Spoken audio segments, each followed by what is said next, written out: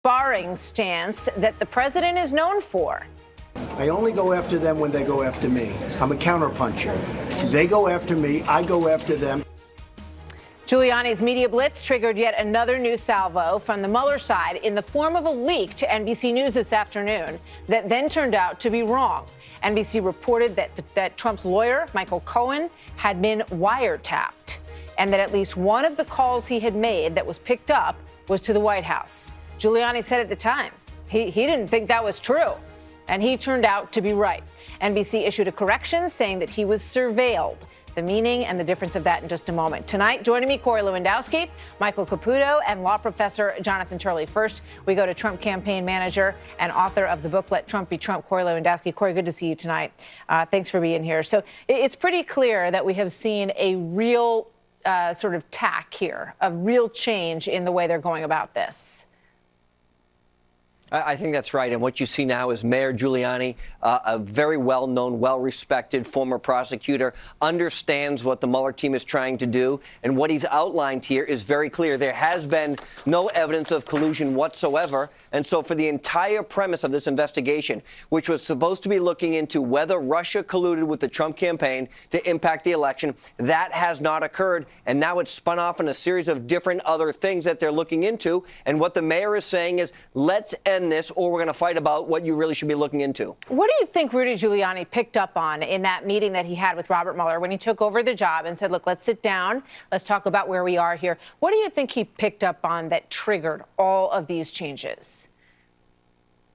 Well, I don't know, but my guess would be is that the mayor sat down with the Mueller probe people and realized that they had no evidence whatsoever of collusion, which is exactly what the president's been saying, which is exactly what I've been saying. From day one, there is no evidence of collusion. So if that is what the goal was supposed to be, was to find any potential evidence of collusion between the Trump campaign and Russians or foreign officials, none of that exists. And I think probably what the mayor found out during that time was it didn't exist. Well, we're about to talk to Michael Caputo in a minute, who says that he was shocked at everything that the Mueller team knew about every intricacy of this campaign. So we'll see. One of the things that I'm still going back to is this issue of the 49 questions. I want you to look very carefully at this passage from a Washington Post story.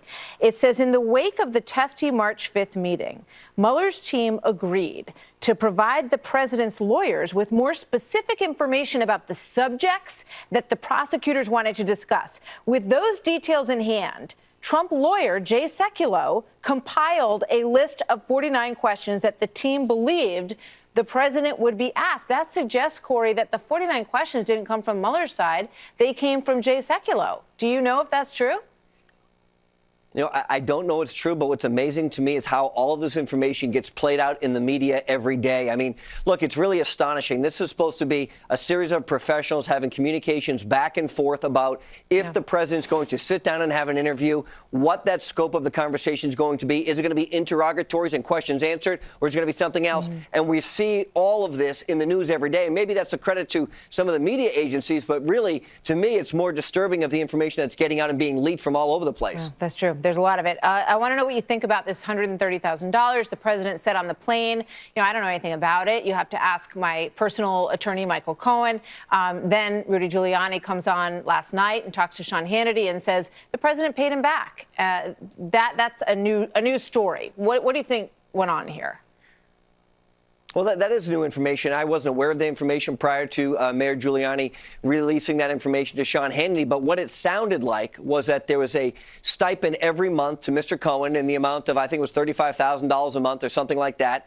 That was just paid consistently over a period of time. And from my understanding and what the mayor said, that money was not paid for from the campaign, has nothing to do with the campaign finance violation. That money came directly from then Mr. Trump to Mr. Cohen, and it was a series of payments that just seemed to take course over a regular period of time. Yeah, Michael Avenatti, Stormy Daniels' attorney, was lapping this up. I mean, he seems to think that this is a huge issue, that the president has now admitted that he reimbursed, or his attorney has said he reimbursed him. He said, bring it on. You know, I see this all the time. I know exactly the game that these guys are playing. Well, you know, it's amazing. That attorney has spent more time on television than he has litigating his own client's case. It's amazing, right? All he does is go on television, and he's trying this case in the court of public opinion. And what Mayor Giuliani revealed last night was that Mr. Trump, as a private citizen, had a contractual relationship with his attorney and paid him a series of payments over a standard period of time every month. That is not a newsworthy event, but this is what Stormy Daniels wants to make a newsworthy event. This is standard operating procedure for most people who deal with their attorneys. They just pay them every month. I don't understand what the question is. Yeah. I just want to ask you quickly, Olivia Nuzzi, who actually wrote a story that was an interview with Michael Caputo, who's coming up next. You're suing her. She apparently went into your house uninvited, according to you? Well, it's not apparently. She's admitted. Not according to her. According to her, she broke into my home in Washington, D.C. We call that breaking and entering, unless you call it something else, right? You can't just walk into somebody's home. She took pictures inside the home, and all of a sudden, a photo album that was at my home has gone missing right after she left. Now, I'm not accusing her. I'm just telling you the facts. You can't just walk into somebody else's home and say it's under the guise of journalism. That's not how it works. So, my attorney has notified her employer that we will continue to pursue legal action on this, because if this was me, or a conservative reporter walked into the home of, pick a liberal commentator, whoever that may be, the media would be in outrage. But instead, she has the audacity to she knocked for 10 minutes and nobody answered, and then she just let herself in. How do you do that? That's a crime. She has to be held accountable.